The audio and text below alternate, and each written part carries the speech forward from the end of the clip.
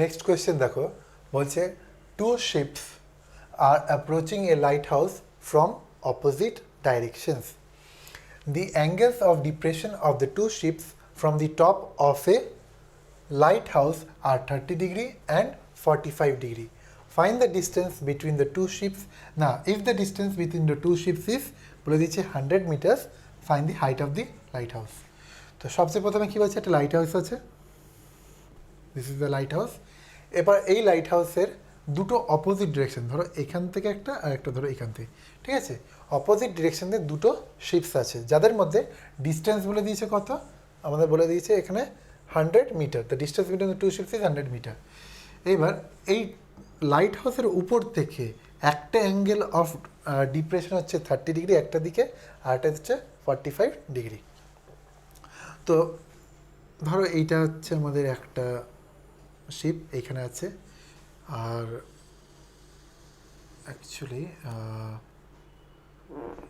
এরকম না, আর একটু উপরে করে দিই, হ্যাঁ, আর আরেকটা আছে আমাদের একটু দূরে, রাইট। তো এই অ্যাঙ্গেলটা বলে দিয়েছে ধরো 30 degree and this angle say sorry this is 30 degree, এটা হচ্ছে 45, আর এটা ধরে নাও 30 ডিগ্রি, রাইট।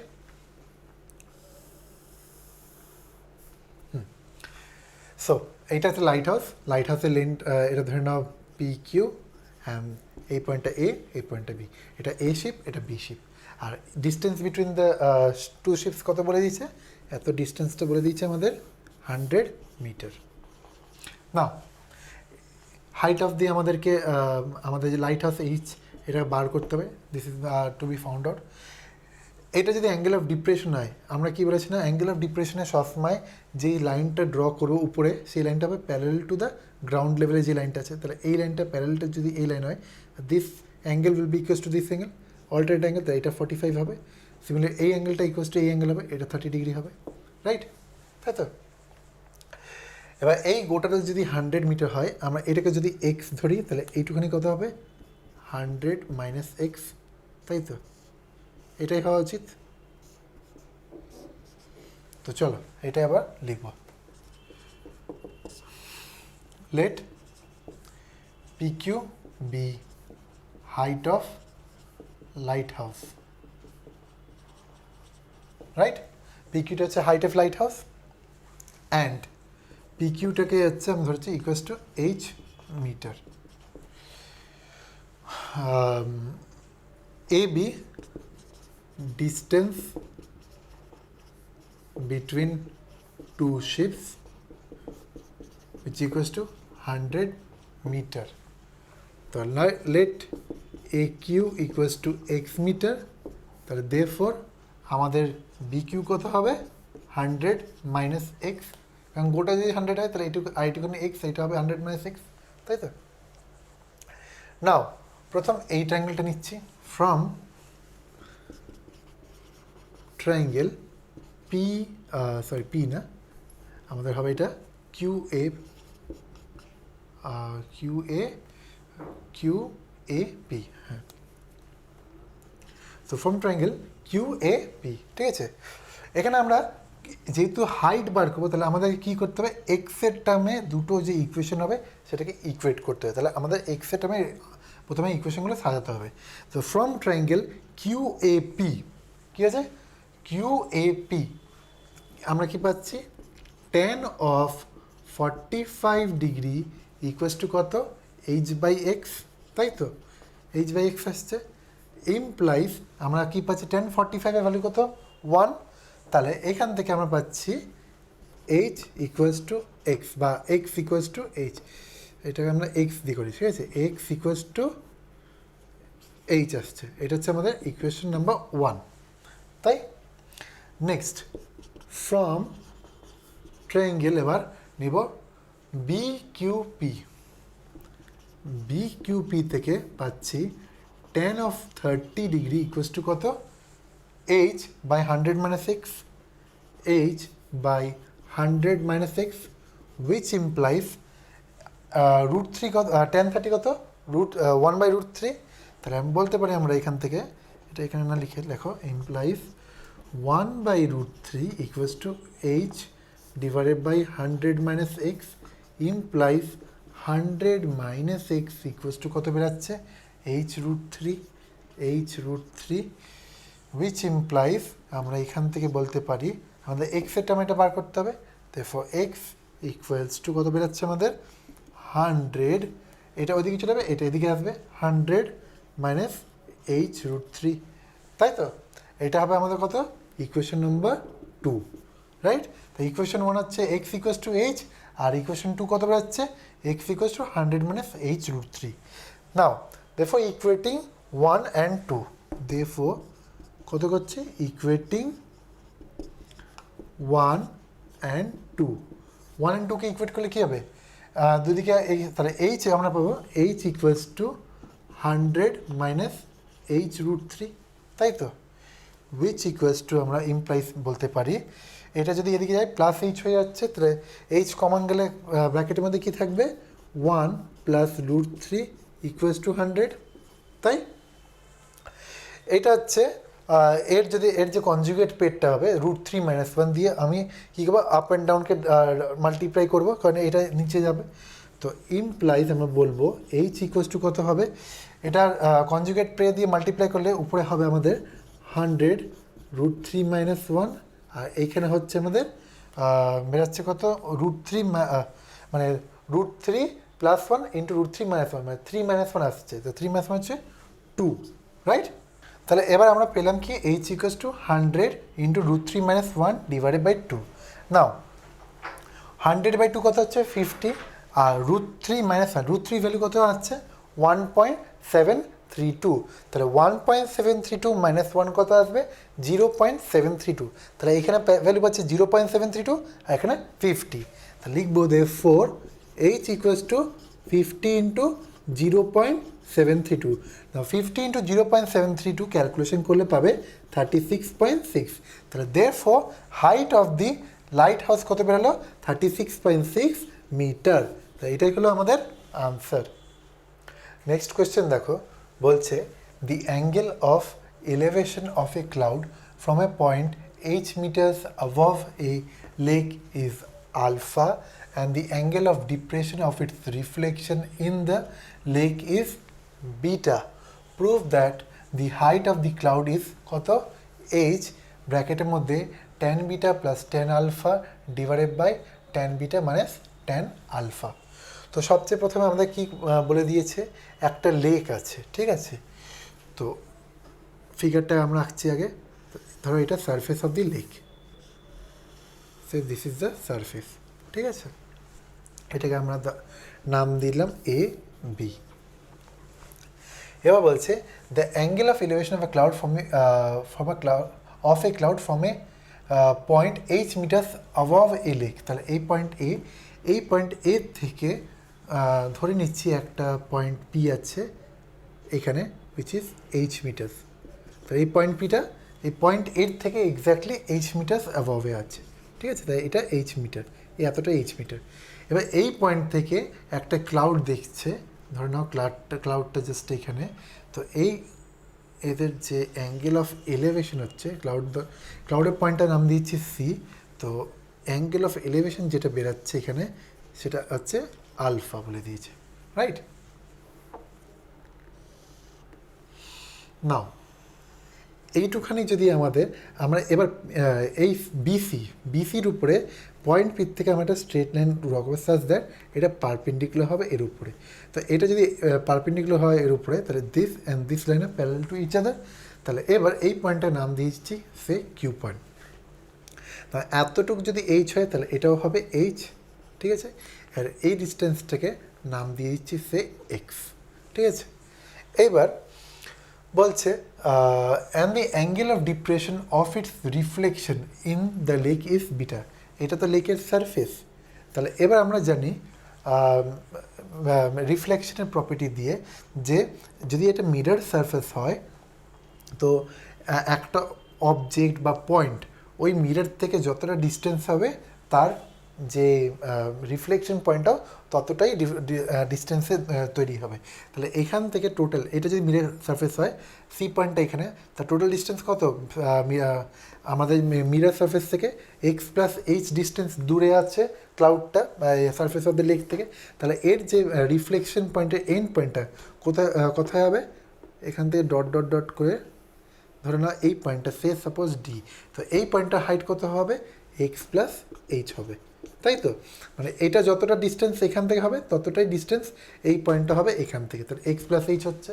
তো এইবার বলে দিয়েছে এই পয়েন্ট থেকে, তো এই পয়েন্টের যে অ্যাঙ্গেল অফ ডিপ্রেশন যেটা যে করি এটাকে বলে দিয়েছে কত বিটা। তো আমাদেরকে প্রুফ করতে হবে নাও যে হাইট অফ দি ক্লাউড মানে এইটা, ঠিক আছে, height of the cloud surface থেকে তো হাইট ধরবো না, এক্স প্লাস এইচ হবে H tan beta plus tan alpha divided by tan beta minus tan alpha. তো চলো সলিউশনটা দেখি। আমি আর এখানে অ্যাজামশনগুলো আর বলছি না, তোমরা লিখে নেবে, আমি মুখে মুখে তোমাদের বলে দিচ্ছি কী লিখতে হবে। লিখবে let A B be the surface of the lake and P be a point just above the point P such that A P equals to H meter. Let C be the position of the cloud which is কী বলে দিয়েছে একটা height of X meter, একটা height বলে দেয়নি, তাহলে লিখে নিচ্ছি এখানে let C Q be equals to X meter and b q equals to h meter। এবার লিখবে যে now we draw a line parallel to AB and perpendicular to BC such that, তাহলে এটা কত হচ্ছে আমাদের, এটা এই বিকিউটা কত হবে এইচ আসছে, AP equals to h আর যদি হয় তাহলে therefore BQ equals to h হবে and also BC is equals to x plus h। নাও লাস্টে যে পয়েন্টটা লিখবে we take a point D such that its distance from the surface of the lake AB equals to x plus h meter। ব্যাস এতটা B statement লিখবে। না এবার আমরা দেখো প্রথমে কনসিডার করবো এই ট্রায়াঙ্গেলটা, কোন ট্রায়াঙ্গেলটা, এই ট্রায়াঙ্গেলটা, ঠিক আছে? তো এই ট্রায়াঙ্গেলের মধ্যে আমাদের কি কি আছে, এই ডিস্টেন্স পি কিউ আছে আর এখানে আছে। দেখো এই ট্রায়াঙ্গেলটা আর এই ট্রায়াঙ্গেলের মধ্যে দুটো কমন কি, কমন সারফেস পি কিউ, আমরা পি কিউ নিয়ে ইকুয়েট করবো পুরো দুটো ইকুয়েশন।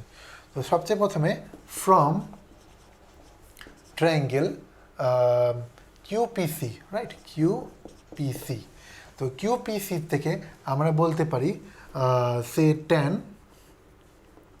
বলবো না কটই বলবো, কট অফ আলফা, ঠিক আছে, কট আলফা, কট আলফা কী হয় base by this, so cot alpha equals to PQ by X implies PQ equals to কত বেরোচ্ছে আমাদের cot alpha X into cot alpha, এটা হচ্ছে আমাদের ইকুয়েশন নাম্বার 1। নেক্সট ফ্রম কোন ট্রায়াঙ্গেল নেব, এবার এই ট্রায়াঙ্গেলটা নেব, ফ্রম ট্রায়াঙ্গেল QPD, ঠিক আছে, cot বিটা, তো cot বিটা যদি বার করি তখন এইখান থেকে যদি আমরা দেখি তাহলে এইটা বেস এটা হাইট হবে, তাই তো? তো আমাদের ফর্মুলাটা কি, কট বিটা হচ্ছে ট্যান হচ্ছে পারপেন্ডিকুলার বাই বেস আর কট হচ্ছে কি বেস বাই পারপেন্ডিকুলার, তাহলে এটা পি কিউ বাই এটা হবে, তা cot beta equals to P Q divided by এই এতটা বলেছি এক্স প্লাস এইচ, এটা হচ্ছে এইচ, তাহলে এটা পুরোটা কত হবে x plus 2h implies P Q কত বেরোচ্ছে আমাদের PQ equals to x plus 2h into cot beta, এটা হচ্ছে আমাদের ইকুয়েশন নাম্বার 2। নাও এবার 1 and 2কে যদি ইকুয়েট করি, ঠিক আছে, ইকুয়েটিং 1 and 2, 1 and 2কে ইকুয়েটিং করলে কী হবে, PQ চলে যাবে, তাহলে আমরা লিখবো x cot alpha is equals to x plus 2h into cot of beta, তাই তো? এবার এক্সের টার্মগুলো একদিকে নিয়ে আসবো, প্রথমে আমরা এক্সের ভ্যালুটা বার করবো, ঠিক আছে? তো নাও এক্স, তাহলে এক্স কট আলফা, এটা এক্স কট বিটা, তাহলে এদিকে চলে আসবে মাইনাস কট বিটা হয়ে যাবে, মাইনাস এক্স কট বিটা, তাহলে এক্স কমন যাচ্ছে, তাহলে cot alpha minus cot beta equals to আমাদের কত রয়েছে এখানে 2h কট অফ বিটা, তাই তো? দেখো which implies কট আলফাটাকে লিখতে পারি 1/tan আলফা, আর কট বিটাটাকে কী লিখতে পারি 1/tan বিটা। প্রত্যেকটাকে ট্যানের রেসপেক্টে আমরা সাজাবো, কারণ এখানে কট নাই, ট্যান আছে। তাহলে X equals to 1/tan alpha minus 1/tan beta যদি আমরা সিম্পলিফিকেশন করি তাহলে কত হবে? এটা হবে tan beta minus tan alpha, tan beta minus of tan alpha divided by tan of কী হবে alpha into tan of beta, তাই তো? এটা থাকবে which equals to 2h divided by tan of beta. এবার ট্যান বিটা কেটে যাচ্ছে, পরে থাকবে আমাদের কি এক্স ইকুয়ালস টু কত হচ্ছে? এক্স ইকুয়ালস টু বেরোচ্ছে আমাদের 2h into tan alpha implies x equals to 2h। এই ট্যান আলফাটা ওদিকে চলে যাবে, বিটা ট্যান বিটা কেটে যাচ্ছে, তো x equals to 2h tan alpha divided by আমাদের কী আছে এখানে tan beta minus tan of beta minus tan of alpha. তো এক্সের ভ্যালুটা আমরা পেয়ে গেলাম। এবার আমাদের কী বার কথা? Height of the cloud. তো হাইট অফ দি ক্লাউড কি এক্স প্লাস এইচ, তাহলে এই এক্সের সাথে আমরা এইচ প্লাস করবো, তাহলে আমরা যেটা সিম্পলিফাই করবো সেটাই হবে আমাদের হাইট অফ দি ক্লাউড, সেটাই আমাদের প্রুফ করতে হবে এইটা। তো চলো, আমরা আশা করি তোমরা এত অবধি লিখে নিয়েছো, তো আমি এটা মুছে দিচ্ছি। তো এবার আমরা তাহলে এক্স এর ভ্যালু কত পেলাম? X equals to 2h tan alpha divide by tan beta minus tan alpha. এটা আমরা তাহলে লিখে নিচ্ছি, X equals to 2h tan alpha divided by tan of beta minus tan alpha.